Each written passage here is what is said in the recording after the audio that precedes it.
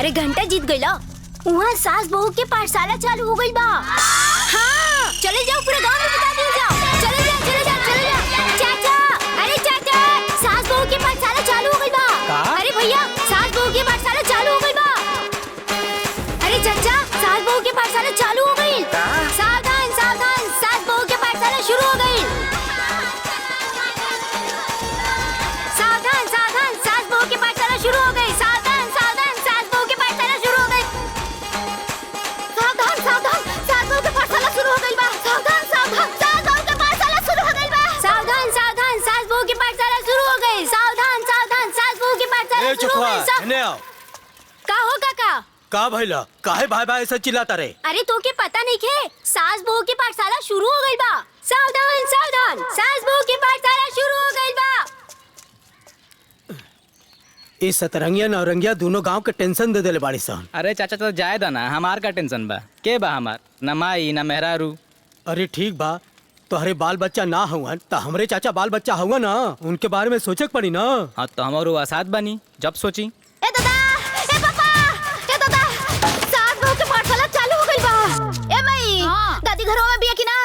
ना, वहाँ के तना की, ढेर देरी से वहाँ के नहीं की घरे। अरे बाप रे बाप, अरे कहवा चल गए पाठशाला में अब्बे चल के। ओके बताई हम। ए माई, 2 खेत पटा देले बानी, 1 खेत खाली बाकी रह गइल बा। अब ओहू के हम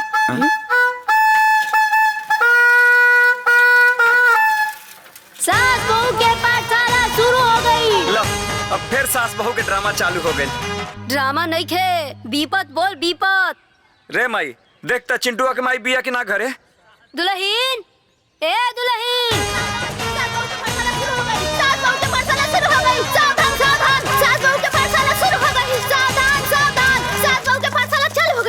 हे, हाँ बाबूजी। जाके देख बुढ़िया घरवा में बिया की ना। अरे ताकत हवे, जाके देख। ये सतरंगिया नौरंगिया मिलके पूरा गांव के तहस नहस कर दी है सब। अरे बाबू ए, चिंटुआ की माई नहीं खे। लो, ई हो गइल पाठशाला। ए बाबूजी, हाँ। अरे घरवा में नहीं खे ना गैल पाठशाला। ही नौरंगिया सतरंगिया मिल के पूरे गांव के बर्बाद करे में लागल बाड़ी सा। ए बहनी लोगन, अरे हमार बात कान खोल के सुन ले लोगन। यदि पतो तनिको अनाप शनाप बोले ना, हाय ताया तो खींच के मुंह पे मारे थप दे, उनका मुंह टेढ़ हो जाए। जल्लू, यदि केहू के सास केहू पर हाथ उठावे तो ना उम्र देखे के बा और ना लिहाज करे के बा।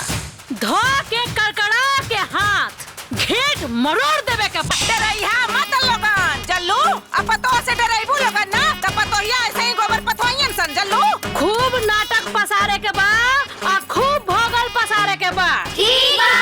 अब पतोहे से तनिको डराए के ना बा। बाल बाल छल तीनों आजमा के ना पतोहे के दाबी में रखे के बा। हाँ, अगर पतोहिया लड़का के बस में कर ली तो हमनी के का करल जाए आए बहन? बोला। बहनी बकलोला रजेबू तो है लोगन का हो? आय? अरे हम कितना तो है लोगन के समझाई हो। आय? पतोहिया लइकवा के कब्जा में कर लेना तो धमकी दा लोगन की। अरे हम फांसी लगा ले, हम जहर खा के मर जाए, तब ना लइकवा डराई बहनी। आय? हाँ, जान जा लोगन, पतोहे से रची को डराए के ना बा। जल्लू, सास कितनो डरवावे, डराए के नहीं खे। काहे से? जो डर गया वो मर गया। पतो माने रुई का माने मुंहवा से फूंक दा तो उड़ जाए। जल्लू, सास मतलब मकई के बुआ। सास से न लजाए के बा और ना डराए के बा। आए बहनी लोगन, पतो का ना सुने के बा, ना पूछे के बा। पतो रानी मुर्दाबाद। सास रानी मुर्दाबाद। सास रानी जिंदाबाद। बहू रानी घर के महारानी। सास का शासन कायम रही। तनिको पतो से डराए के नहीं बा। ई दोनों सतरंगी और नौरंगी सास बहू है, रहेली एक के साथ है, एक के घर में, लेकिन दोनों में तनको नहीं पटेला। ये दोनों के पढ़ाई से आप लोगन के अंदाजा हो गई होई कि ई लोग कौने तरह के पाठशाला चलावताड़ी। सावधान सावधान, सास बहू के पाठशाला खत्म हो गई बा। सावधान सावधान, सास बहू के पाठशाला खत्म हो गई बा। सावधान सावधान, सास बहू की पाठशाला खत्म हो गई। सावधान सावधान, सास बहू की पाठशाला खत्म हो गई। सावधान सावधान, सास बहू की पाठशाला खत्म हो गई। आवे दी बुढ़िया के। आज घर में हुरकंडो हो के रही। अरे काहे तू टेंशन लेता रू? तनका आराम से, वो हमार माई है, ओकरा के हम समझा दे। चुप रही रहुआ। आज उनकर पाठशाला में के मिलल सबरी ज्ञान निकालिए के दम लेही। ए माई, का रे? हौ देख दादी आ गई। का हो बूढ़ी? सीख के आ गइलू सास बहू पाठशाला में? का सीखलू हा कि पतोही से कैसे लड़ाई करे के बा? दाली में नून कम हो गइल, तरकारी में हल्दी कम हो गइल। हां, इहे कुल सीख के आइलू हा? सतरंगिया से 7 रंग सीख के आइलू हा? अरे ए माई,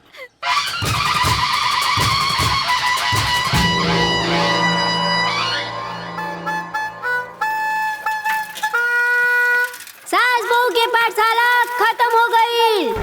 हाँ, घर के सारा काम काज छोड़ के अब बड़ी पाठशाला गिरी करत फिरत बाड़ी। ए माई, का रे?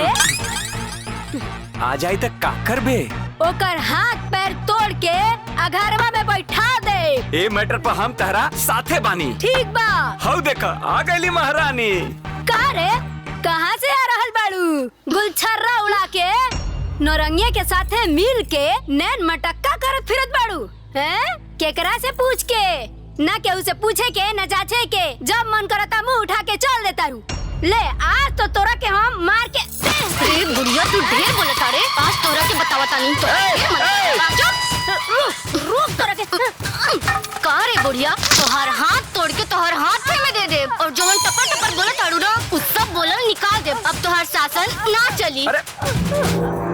सारे चोर रहे, पापी सारे। तोहरा मटका ही झाड़ दे, मटका कल के तोप दे सारा कौन। जवन तू बहुत बोला था बार बार तो का हम बताई थे।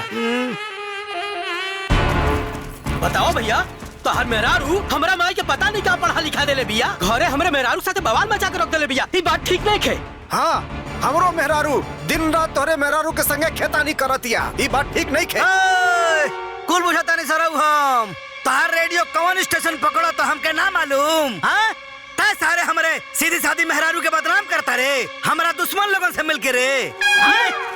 फुटानी भाई, अपना मेहरारू के समझा दो। का जाने कौन पाठ हमारे मेहरारू के पढ़ले बिया कि हमार मेहरारू हमारा माई के मार के हाथ तोड़ देले बिया। ये ठीक बात नहीं खे। अरे बाप रे बाप, इतना जोर से मरले बिया कि हमार हाथ उठत नहीं खे। ए फुटानी चाचा, तोहरा मेहरारू के चक्कर में हमने के मेहरारू बिगड़ गइल बिया, समझला? हाँ, ठीक नहीं के होत बता देता नहीं। ए सिपाही भाई, हम सब बुझाता नहीं। तू ककरो कंधा पे चढ़ के बंदूक चलावताड़ा। ये सब हमारा दुश्मन के चाल है। बतावा, हमार गाय जैसन मेहरारू के तू लोग बदनाम करे के साजिश रचताड़ा। ए सारे, ए मोटका बाबूजी, दुश्मन के का कहले हरे? अरे दुश्मन नंबर 1 हमार मोटका बाप। सारे दुश्मन रुका, बताइए भाई। हम कहा था बाबूजी फाड़ दे। अरे तो क्या काटा ज्यादा बोला जी, बता दे थाई। चुप सारे। का हो गइल? अरे का भेल जी? हां, आ बाबू, अब हमरा के पता चलल कि दोनों जने के षड्यंत्र चल रहल बा। अच्छा, आ तू सारे हमारे पीछे सारे साजिश रचत तोरा। आ तोहर मेहरारू। ए बाबूजी चुप करी। रउआ अम्मा जी मिल के पूरा गांव में का गुल खिलाओ तनी हमरा सब मालूम है। अरे छुट्टी, देख का बोल भी रे? हां, तेरे मुंह पर हम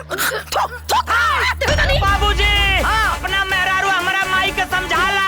अच्छा, करा ताई ठीक ना होई। अच्छा, अगर पतो है, इज्जत से बात कर। अरे इज्जतदार पतो होके के चाहिए। आइला बड़ा बोले वाला तो हूं। बुढ़ियो, अरे पूरा गांव तेरा पर थुकता हो, पूरा गांव। हमारे पर गांव का थुकी, तोरे उतरता ही गांव तो के थुके लगल। आइलो है बोले वाले तू है। अरे सारे, हमारा मेहरारू को पूरा गांव वीआईपी कहत हो। अतः सारे कहत हमारा मेहरारू बढ़िया। ए बुढ़वा मटका, तब पूरा गांव तो का कहला बीबी के गिल्ला। बीबी के गुलाम। ये देखा, बुढ़वा पगला गई। बीबी के गुलाम। हाँ सारे, हाँ बढ़िया। गला सा निकाल। सारे का काट डाल। अब भी लेके आओ तनी। कैसे दौड़ा के काट। अरे मटका बाबूजी, फाड़ दे बा। ले जी, ले जी। ले ले ले। मार।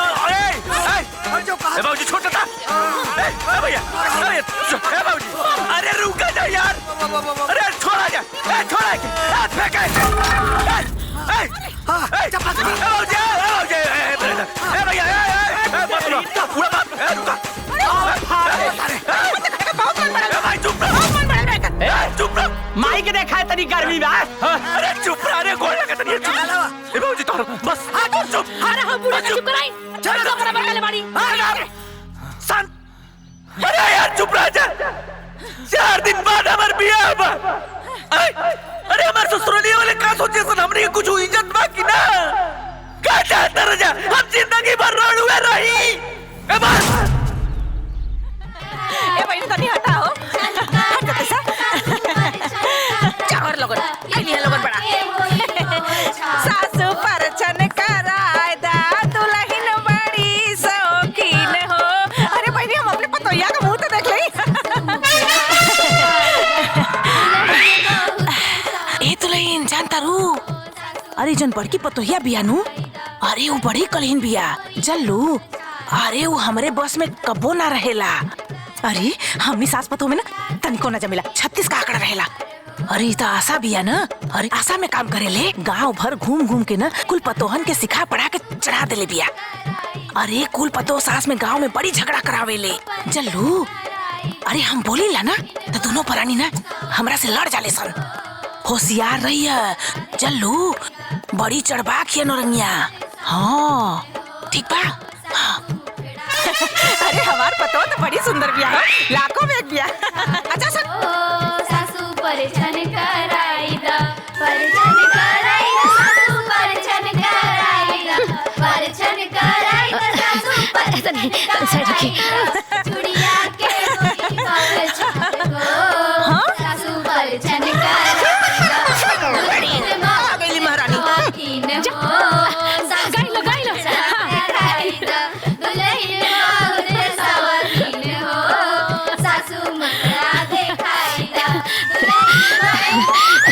ए दुल्हन हईला हमरा तरफ से सोना का अंगूठी मुंह दिखलाई ए दुल्हन तारा से एगो बात बता देवे के चाहता नहीं भले हमने के सास पतो हई सन बाकी पटरी जमेला ना ई बुढ़िया इतना खचड़िया कि पूरा गांव के नो शासन के भड़का देले बिया अरे पूरा गांव में सास पतो में कारफू लागल बा यही से हम तनी दूरी बना के रहेले हो सके तो तू दूरी बना के रहिया हाँ।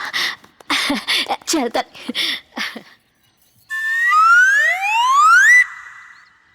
ए बहनी जानत हो लोग अरे हम तो अपना पतोह के बता देले बानी कि ए घर में के कितना पानी में बा हाँ। ए सखी लोग हमहू अपना नु देवरानी के बता देले बानी ए घरवा में केकर कितना औकात बा हाय लोग औकात की बात करी हो बहनी अरे हमारे औकात देखे खातिर ना लोगन के औकात चाहिए है ए सखी लोगिन हमरो औकात देखे खातिर नु और पानी देखे खातिर लोग के औकात होके के चाहिए अच्छा करा रे कुकरी अरे ढेर बोलबी थे ना तो तोर मुंह धके कुछ दे जल्दी तो हमहू धाका नु घेटिया ओइते अरे मुर्गी का परे खाली चू करे ना कबू मार के बुढ़िया फटे तू रे तू साल टमाटर हाइस रे बुढ़िया साल टमाटर बोलबी तू बोले साल टमाटर बोले अरे ते हाइस भैंस के गोबर अरे जे तो के मार के चित ना करे तो हमरो नाम नौरंगिया ना अरे के तो तोड़ दे तो मारे मुंह फोड़ दे अरे तू के मरबी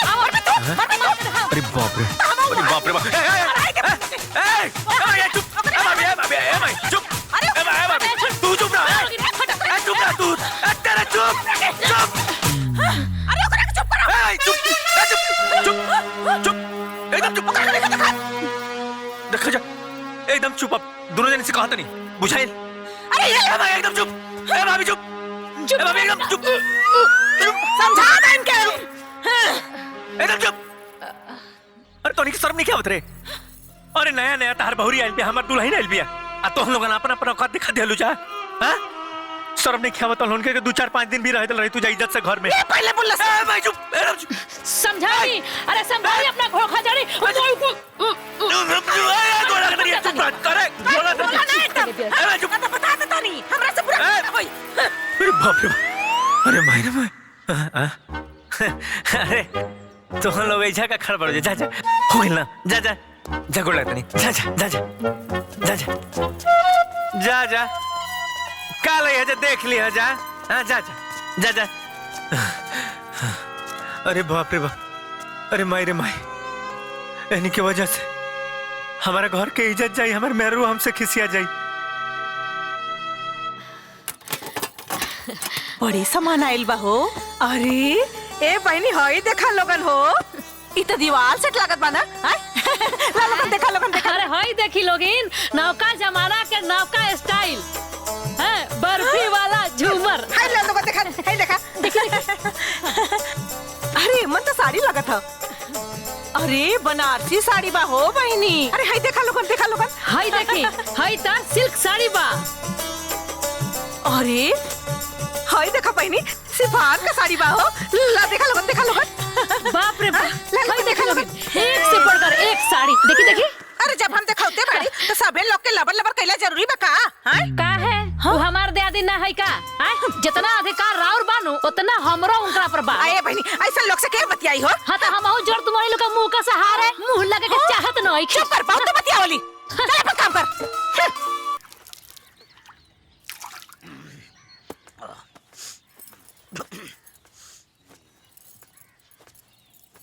बाबूजी चाय। लाओ दुल्हन। जी बाबूजी। एक बात नोट कर लिया। बोली बाबूजी। ये घर में हम तोहार ससुर हैं, सतरंगी तोहार सास और प्रदीप तोहार पति। बस यह तोहार रिश्ता बा, बाकी रिश्ता की गोली मार दिया। सब तोहार दुश्मन हो। एन्ने के देखा तो दूर, एन्ने के मुंह पे थूकिया मत। हेलो थूकिया मत। जी बाबूजी। हाँ जा।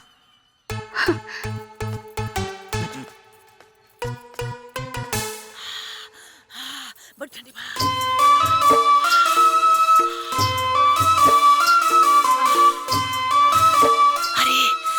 अरे दुल्हन। अम्मा जी ली चाय पी ली। अरे दुल्हन बड़ा बढ़िया कहलू चाय लेके आ गेलू। बड़ा ठंडा लगत बा हो। ए दुल्हन हमार बात सुना। हाँ। गाय के लगे चल जिया, भैंस के लगे चल जिया और यहाँ तक कि सुअर के लगे चल जिया।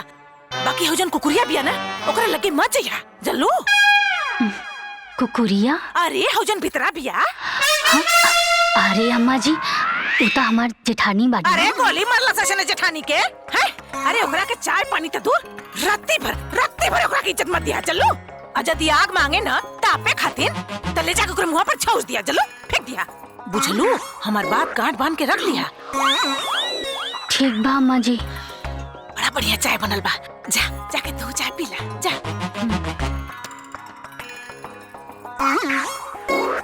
ए दुल्हन याद रखी हा दुश्मन मतलब दुश्मन अम्मा जी।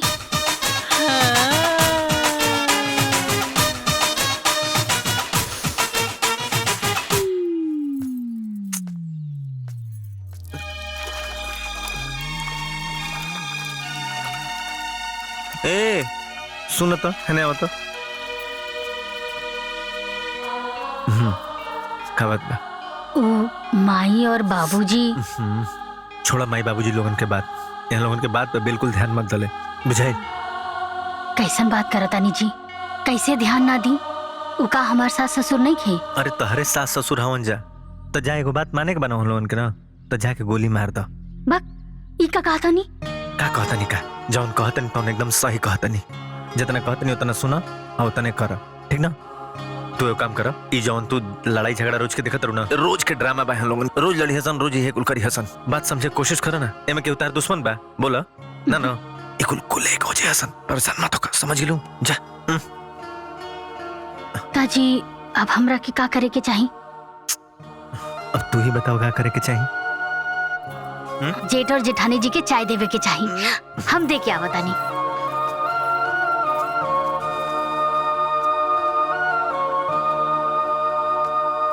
दीदी चाय रख दा। ठीक बा। ए छोटको है ना सुना। हाँ दीदी। बूढ़ियों के चाय वाय मत दिया, बुझा गई? अरे वो बड़ा खाचड़ी हिया, खाचड़ी तनी सतर्क रहिया। कुछ करे के होई, कुछ पूछे के होई, तू हमरा से पूछिया, हम बता। हाँ ठीक बा दीदी।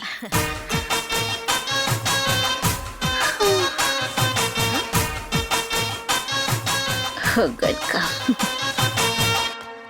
खाए के जौन हाथी अस्पसरा है मोटका बाबूजी, हम इनका बताई थे हमेशा बरबरात रही। भैया चाय रख दे।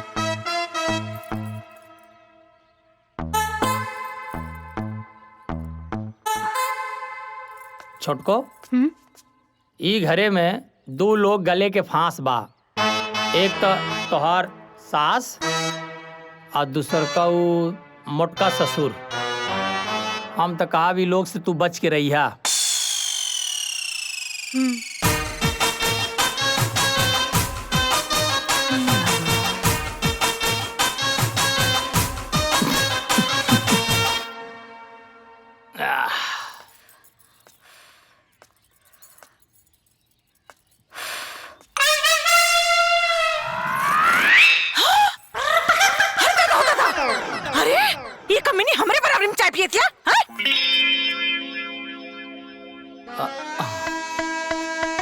केहू शेर हो की तो हो की, हम सवा शेर है। मुद्दाई लाख बुरा चाहे तो का होता है, वही होता है जो मंजूरे खुदा होता है। इसार लोग अपना के शेर समझता हुआ इनके ना पता है कि हम बब्बर शेर हैं। हमरा सामने इन लोगन को कौनो औकात नहीं की।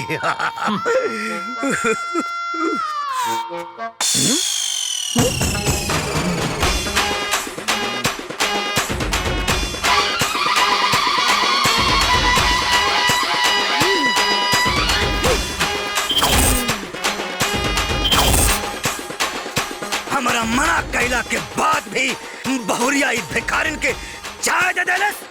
बहू जी बाबूजी। बहू बहू हमारा मना कैला के बाद भी हमारा दुश्मन के इतना रिस्पेक्ट ही हमरा के बर्दाश्त नहीं है। हट हट हट। ए बहू, ऐसा दुश्मन से रिस्पेक्ट रूपी भीख लेवे से अच्छा की भिखारी से भीख ले ली। हाँ। चाय हमरा के चाय। हट।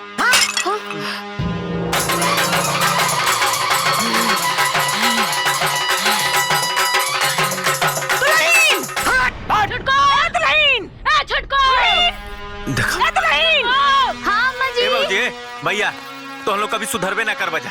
गजब हाल बा तो हम लोगन के। अरे बहनी जान जा लोगन की हमार जन छोटका पतो बाड़ी ना गुलाब का फूल लेके आए रही है हमारे में और नौरंगिया में मेल मिलाप करावे खातिर। बाकी हमार कहना में ही बा कि एक बार सास पतो में दुश्मनी का रेखा खींच गई तो आजीवन बरकरार रहे के चाहिए। बुझलू? सही बात सुन ले तोहनियो लोगन ना अपना अपना पतो में ऐसा ही दुश्मनी बरकरार रखिया लोगन। जल्लू गुलाब के फूल होखे और चाहे हीरा के हार, प्राण जाए तो जाए, बाकी सास पतोह के बीच में झगड़ा खत्म ना होखे के चाहिए। इतना झगड़ा करे के बा, इतना लड़ाई करे के बा कि इतिहास के पन्ना पर नाम लिखा जाओ। सही कहा था वो एकदम। यही से तो सिपहिया के पतो अपना सास के गट्टा ओइठ के मर ले बिया। जी हमहू कोनो कसर नहीं की छोड़ ले। ए जीजी, अरे हम तो अपने पतोहिया के माँ थपड़ा ओकर गलवे फुला देले। अरे बहुत बढ़िया कहले रहलू बहनी तू। ए बहिनी, हमहू अपना सास के झोटा उखाड़ उखाड़ के बहुते मरले बानी, तो हमहू अपना बुढ़िया के कोनो अलग छोड़ले थोड़े ना बानी। जिया इहे टसन एकदम कायम रहे के चाहिए। अरे बहनी बतावा लोगन, कमाई हमनी के मरत अब पतो लोगन के हिम्मत जौन हमनी के आंख दिखावा ना ना अखिया निकाल ले। एकदम सही, आंख निकाल ले। अब बतावा लोगिन, दिन भर खटे हमनी के मरद आ हमनिया के घर में नौकरानी के इज्जत। सास रानी, तो रानी, सास रानी, सास रानी, सास का शासन कायम रही। अरे बताओ भैया, गांव में जियल दुश्वार हो गइल बा। हाँ। गांव भर में एकदम त्राही त्राही मच गइल बा। जानता रहो ये दोनों बाप बेटा पे केस कल बहुत जरूरी बा। ठीक कहा तरह सिपाही भैया, ये दोनों सास पतोह के मन बहुत बढ़ गई बा। और जानता रहो इस सतरंगिया नौरंगिया के नाम केस में डाले के बाद एकदम डाले के बा और ये जरूरी बाटे एकदम गांव के जरूरी भलाई बा। खातिर। हाँ। समझ गइलो? अरे रुका लोगिन मर्दवा, कहाँ जात बड़ा लोगिन? जातानी सतरंगिया नौरंगिया पर केस करे। ए मर्दे केस करे? केस करे जाता हुआ रहुआ लोग के कुछ मालूम बा कि ना? का? अरे महाराज जो नई की पतोहिया आयल बिया ना, हाँ वो गुलाब बांट बांट के सास पतोह में प्रेम पैदा कर दिया। अच्छा और का? अब तो सतरंगिया नौरंगिया का झगड़ा खत्म और समझ ल कि पाठशाला बंद। अब पाठशाला बंद तो हमनी के घर में शांति है। शांति अरे कौनो शांति ना होई। काहे? कहा कि गुलाब वाला प्लान फेल। तरीके सब सत्यानाश हो। पूरा फिल्म देखे खातिर अभी डाउनलोड करी दंगल प्ले ऐप।